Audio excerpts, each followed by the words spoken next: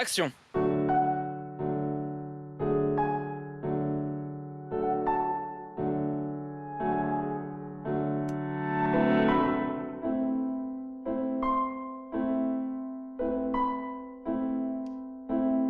Alors, Marion Laureau, donc j'ai participé sur le tournage des Ruines du Temps, la légende des océans. Passionnée de l'art depuis toute petite, j'ai fait de la danse, du théâtre et je suis également modèle photo, ce qui m'a menée à participer à ce projet.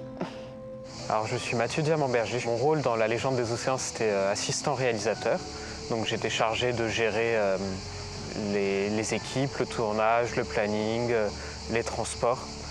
Je faisais partie des premiers arrivés sur le plateau et des derniers à partir tard le soir. Alors, dans les Ruines du Temps, j'interprète le rôle de Rose Sophie, et ou Sophie dans les temps modernes, on va dire, qui est comme une entité, un guide de Rêvas, une espèce d'apparition un petit peu fantomatique que l'on voit ou qu'on entend des fois seulement.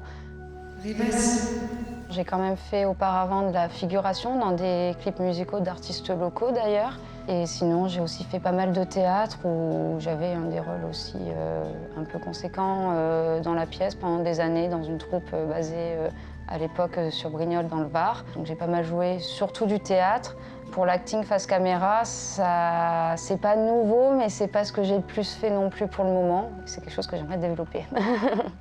Alors non, avec Rémi, j'ai travaillé plusieurs fois.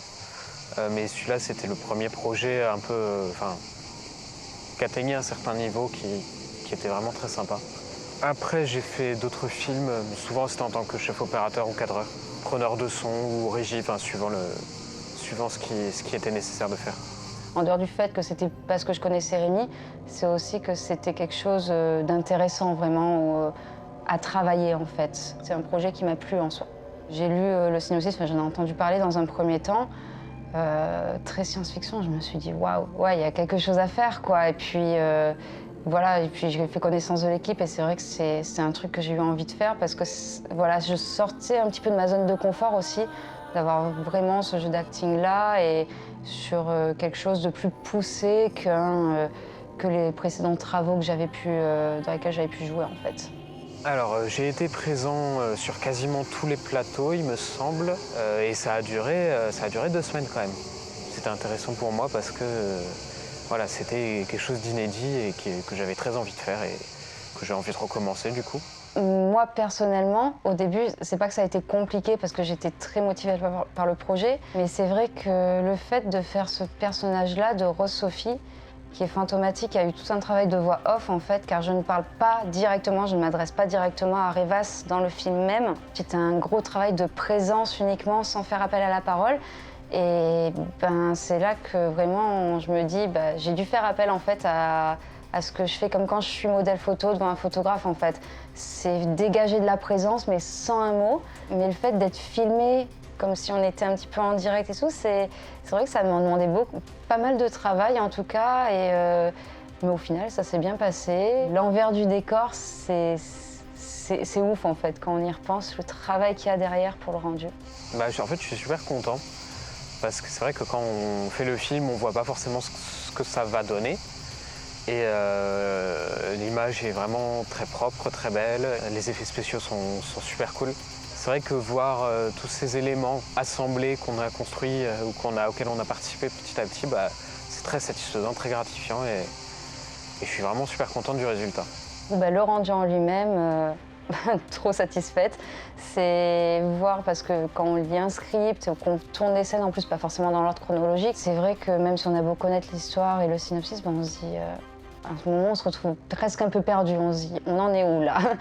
Il faut arriver du coup à s'y retrouver. Et une fois qu'on a le rendu final et que ça remet tous les idées en place, qu'on se dit c'est vrai, c'est ça que je faisais, et c'est juste dingue. Puis d'un point de vue technique, ça y est, la qualité y est, l'acting y est. Enfin voilà, je suis hyper contente du résultat. Puis alors quand on l'a vu au festival, au multiplex de Montpellier, voir sa tête sur grand écran, mais vraiment grand écran, ça fait quelque chose quand même. Petite fierté.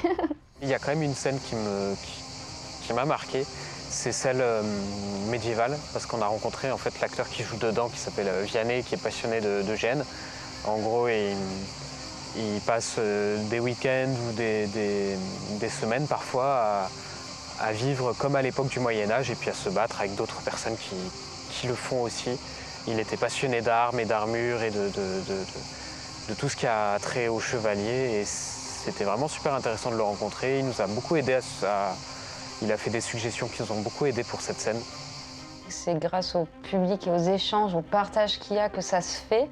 Du coup, faut inviter les gens à voir le film, partager le teaser, la bande-annonce, se déplacer dans les festivals parce que voilà, tous les beaux films et bons films ne sortent pas au cinéma. On a hâte tous de pouvoir avoir des fonds et de pouvoir faire la suite. C'est un beau projet qui tient la route et qui mérite de voir le jour. Si la saga a l'occasion d'être produite, je suis là et on fonce quoi.